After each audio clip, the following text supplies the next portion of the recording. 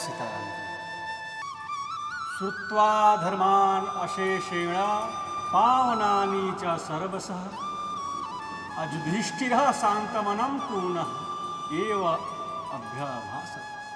धर्मपुत्र राजा युधिष्ठिर ने अभ्युदय और निःश्रेयस की प्राप्ति के हेतु भूत संपूर्ण विधि रूप धर्म एवं पवित्र अर्थात पापों का क्षय करने वाले धर्म रहस्य को सर्वशः सब प्रकार सुनकर और यह समझकर कि अभी तक ऐसा कोई धर्म नहीं कहा गया जो सकल पुरुषार्थ साधक एवं सुख संपन्न अर्थात अल्प प्रयास से ही सिद्ध होने वाला होकर भी महान फल वाला हो। संतनों के पुत्र भीष्म से फिर पूछा, किम एकम दैवतम लोके किम वा अपि एकम परायणम अस्तुवन्तः कम कम अर्चन्तः प्राप्नुयुः मानवाः शुभम।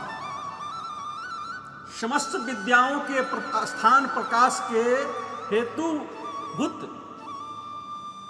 लोक में एक ही देव कौन है जिसके विषय में कहा है जिसका अज्ञान से सब प्राणी प्रवृत्त होता है। यह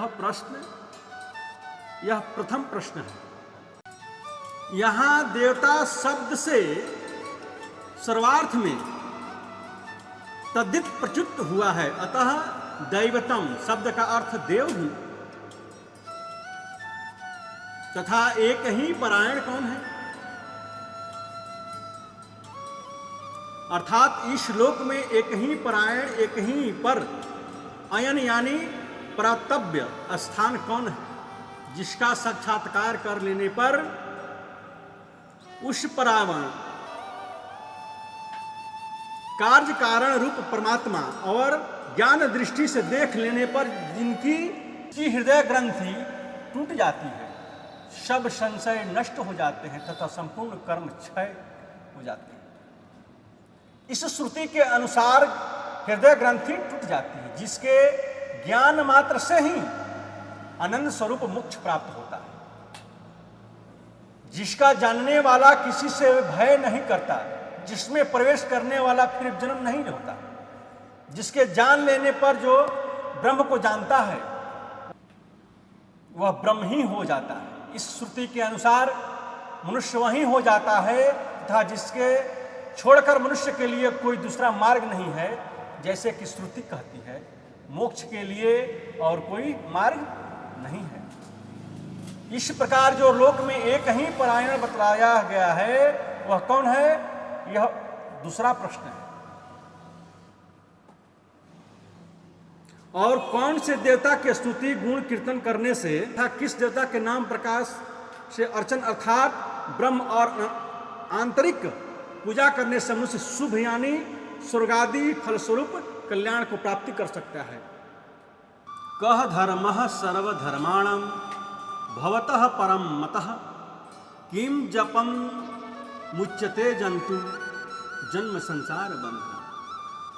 आप सर्वधर्मों समस्त धर्मों में पर्वोक्त लक्षण से युक्त किस धर्म को परम श्रेष्ठ मानते हैं, यह पांचवा प्रश्न है। तथा जिस जननीय का उच्च उपांशु और मानस जप करने से जनन धर्मा और जीव जन्म संसार बंधन से मुक्त हो जाता है, इस जंतु शब्द से जप अर्चन और स्तवन आदि में समस्त प्राणियों का यथा योग्य अधिकार सूचित करते हैं। जन्म शब्द अज्ञान से प्रतीत होने वाले अविद्या के कार्यों को लक्षित करता है तथा संसार अविधात्विक का नाम है। उस जन्म और संसार का जो बंधन है उससे कोई छूटता है, यह छठा प्रश्न है। जन्म संसार रूप बंधन के कैसे छूटता है, यह कहना मोक्ष की प्रधानता बतलाने के लिए है। इस वाक्य से अन्य फलों का भी ग्रहण होता है। यहाँ वह एक देव कौन है इत्यादि 6 प्रश्न कहे गए हैं।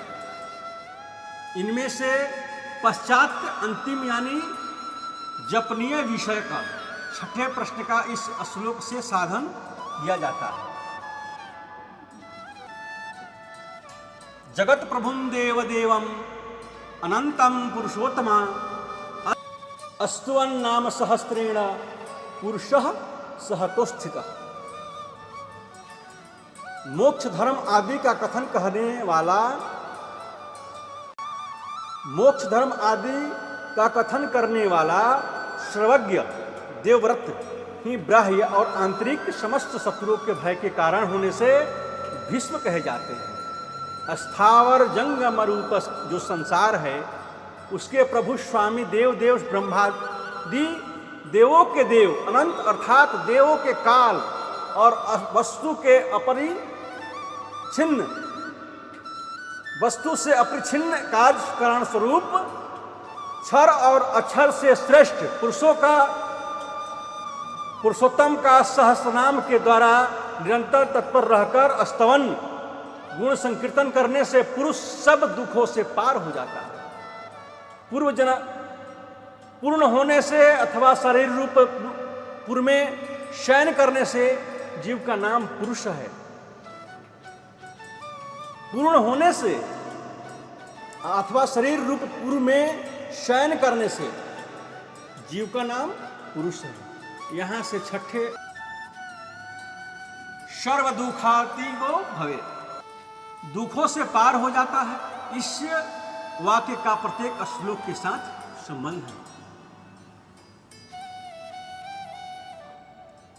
अगले श्लोक से चौथे प्रश्न का समाधान किया जाता है। तम एव च अर्चयन नित्यम भक्त्या पुरुषम अव्ययम ध्यायन अस्तुवन नमस्यन च यजमानः तम एव च। तथा इसी अव्यय विनाश क्रिया रहित पुरुष नित्य अर्थात सब समय भजन अर्थात तत्परता का नाम भक्ति है। और उस भक्ति से युक्त होकर अर्चन अर्थात ब्रह्म पूजन करने से और उसका ध्यान यानी आंतरिक पूजन तथा पूर्वोक्त प्रकार से सहस्रनाम द्वारा स्तवन एवं नमस्कार करने से अर्थात पूजा के शेष भूत स्तुति और नमस्कार करने से यजमान पूजा करने वाला फल भोक्ता सब दुखों से छूट जाता है। अथवा यो समझो कि अर्चयन शब्द से ब्रह्म और आंतरिक दो प्रकार का अर्चन कहा है तथा ध्यान स्तवन और नमन करने हुए इससे मानसिक वाचिक एवं कायिक पूजन बताया गया है।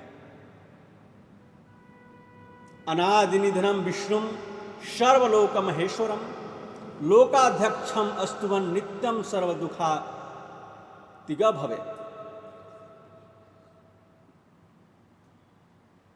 अनादि निधनम अर्थात होना, जन्म लेना, बढ़ना, बदलना, क्षीण होना और नष्ट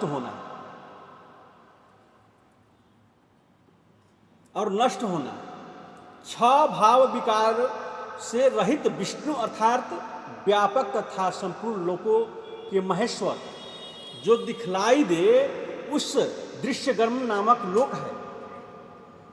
उस दृश्य वर्ग का नाम लोक है।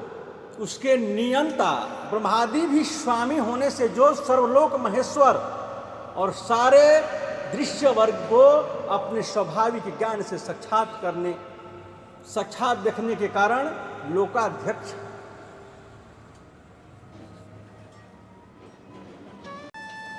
उसकी निरंतर स्तुति करने से मनुष्य सब दुखों को पार हो जाता है। इस प्रकार यहाँ स्तवन, अर्चन और जप इन तीनों का एक ही फल बतलाया गया है। संपूर्ण अर्थात आध्यात्मिक आदि तीनों प्रकार के दुखों को पार कर जाता है यानी सर्व दुखातीत हो जाता है।